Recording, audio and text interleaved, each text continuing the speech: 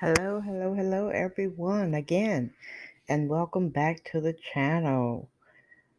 As you know, if you are looking to retire early and don't know where to start, then you are at the right place.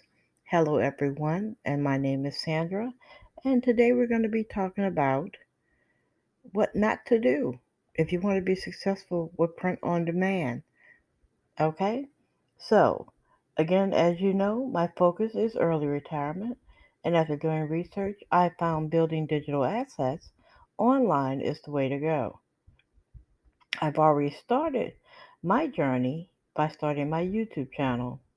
So, let's dig in further. Today, we're going to talk about the 10 things that I learned what not to do when starting my print on demand business. As you know, this is one of the business models that I have decided to implement with my entire uh, business system, and I'm beginning to learn it so that I can add it to what I'm currently doing. And as we go throughout the weeks, I will definitely show you the entire system that I'm putting together um, that will better explain my overall business plan and how I plan on 10xing my strategy to make more money. Okay, so let's get into it. Okay, like I said, here are the 10 things that I learned by doing my research of what not to do starting out on my print on demand business. I think what's very important is that these are the type of research that you need to watch first so that you can see what not to do and avoid doing before you even get started or get hooked into doing something that has become a habit that that's hard to break. One of the first things is using long names or names that are hard to remember or made up names.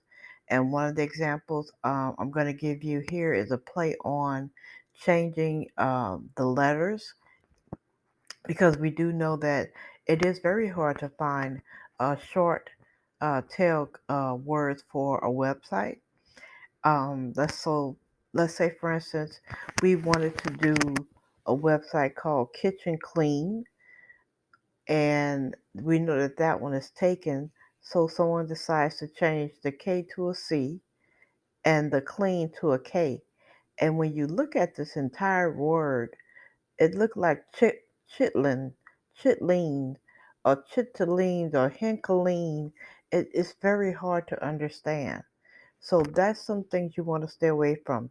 Use clean words, use short words, and try to make your store name as short and simple as possible. The next problem that I've learned is selling what everyone else is selling. Um, a lot of people are selling T-shirts. A lot of people are selling cups and hats. I don't see nothing wrong with selling T-shirts, cups, or hat. I do know that it has a lot of competition, but my thing is, if your design is unique, I think that you have just as good of a chance of selling it. But my only thing is that it wouldn't be the only thing I would sell. Like some people just sell T-shirts, or just sell mugs, or just T-shirts and mugs, or just hats. I would implement other items like canvases, car seat covers, floor mats, sneakers, things of that nature. So don't get stuck into that one category and thinking that POD is only successful with t-shirts and cups. There are so many other options out there. Okay, the next thing I learned not to do is using generic niches.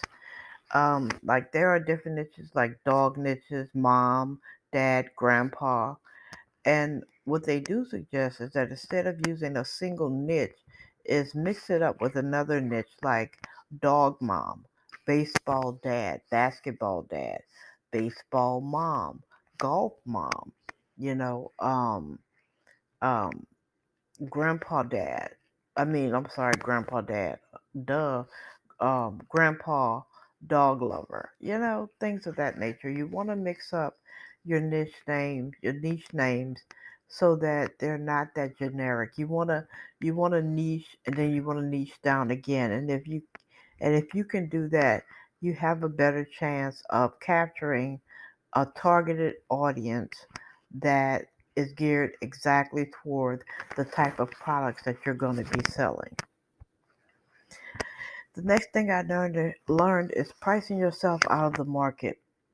Um, they are suggesting that when you begin to price your products with your print on demand products, try not to price what others and other markets are already selling that. Reason being is because they've been in the business for a minute, they've tested their products, they have their own following, and their people understand them. You need to start out, like, don't get me wrong, please give yourself some profit. Give yourself some profit. And then as you begin to grow, gradually increase your prices. Just that simple. Okay?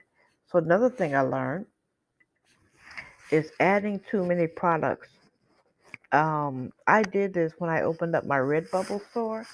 I did this because this is what I was told to do.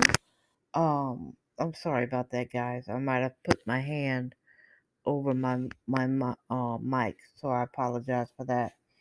Um, I added like 100 products in like so many days, and I didn't even I didn't do that much research.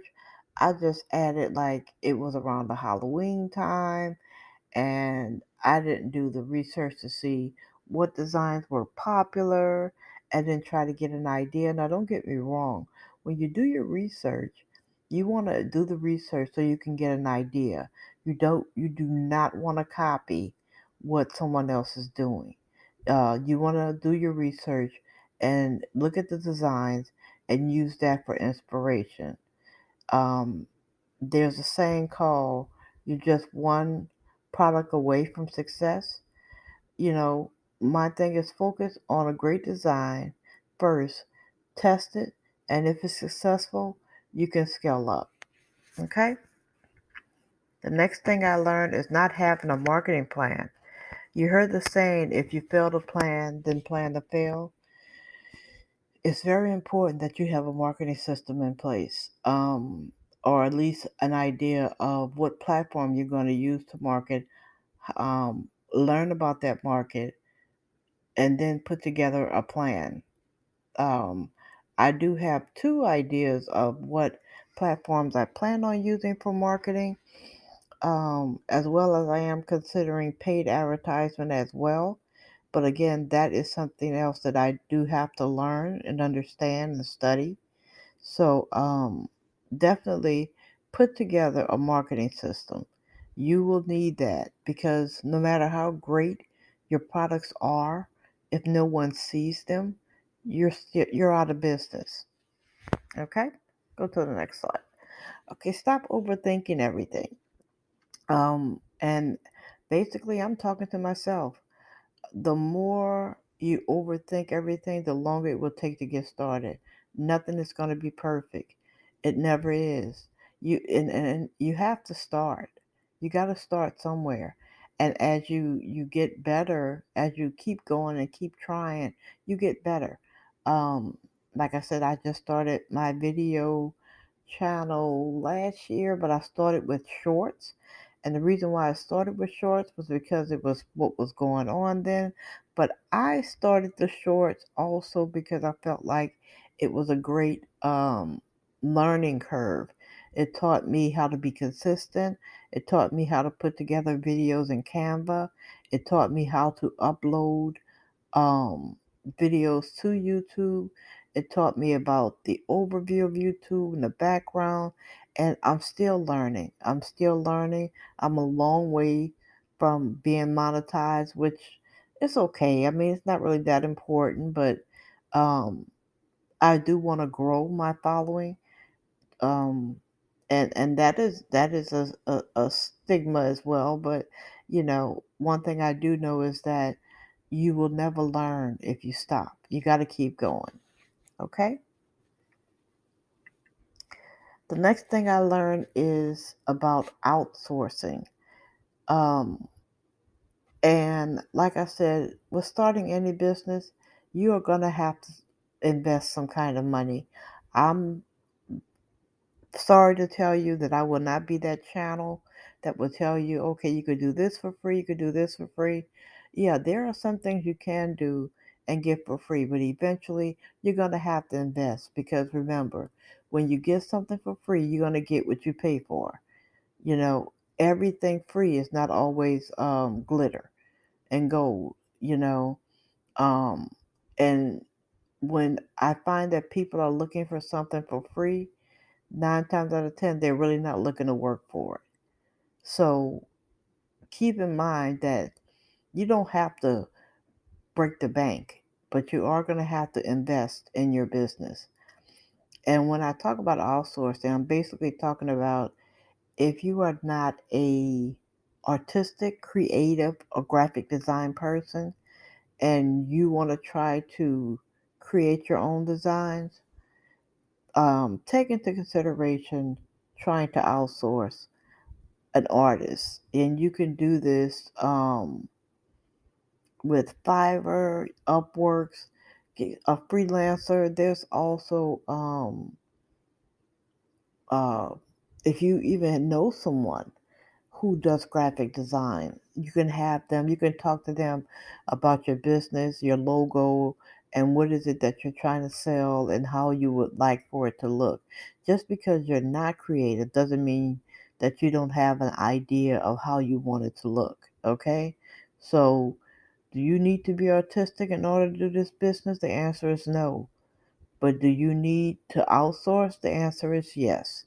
You might need to outsource just so that you can get a great design for your business.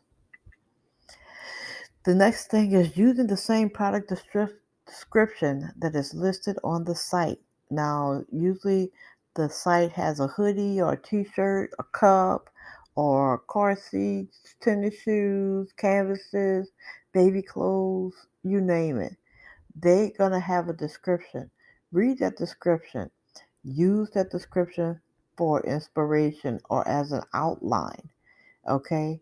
But then you want to rewrite the description of that product.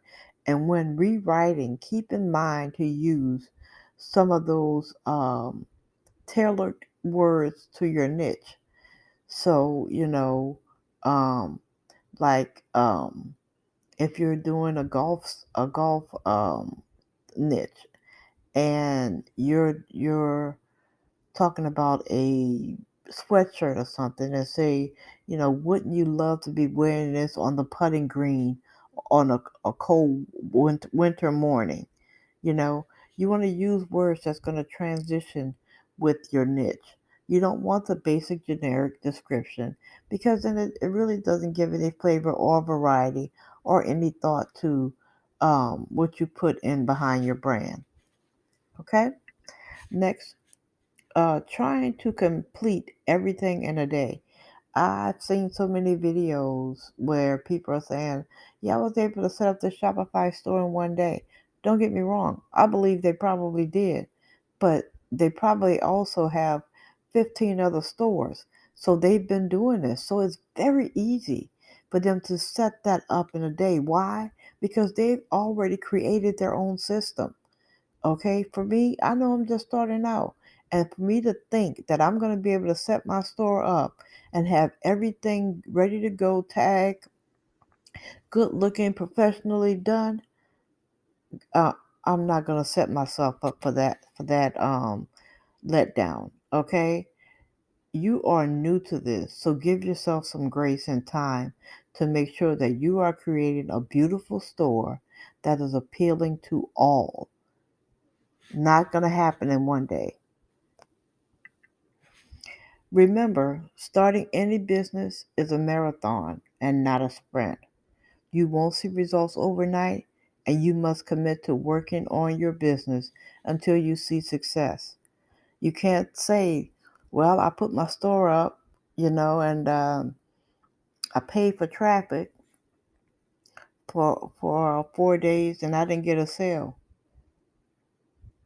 Guys, I've done outside sales, and sometimes I've worked for 2 months before I got my first sale. Everything is about building a pipeline. It's about building that momentum. It's about getting up that momentum to see yourself finish, run through that finish line. Okay, that's why I say it's a marathon. It's probably a decathlon. Is that what it's called? Or what is that one where they do like the swimming, the bicycle, and then the running? I don't, whatever it is. God bless them. But that's basically what business is. You're gonna go through a lot of hard times, some trials, some tribulations, and you're gonna want to quit. But my advice: keep going, keep going. Okay. Again, guys, thank you so much, so much for uh, listening to me today and sticking by me. The people that are listening to my videos, thank you so much. Really appreciate you. Please remember to like, comment, and subscribe. And for those who you think might be interested in this information, please share with someone else. Okay? But until then, I'll see you on the next video. Bye, guys.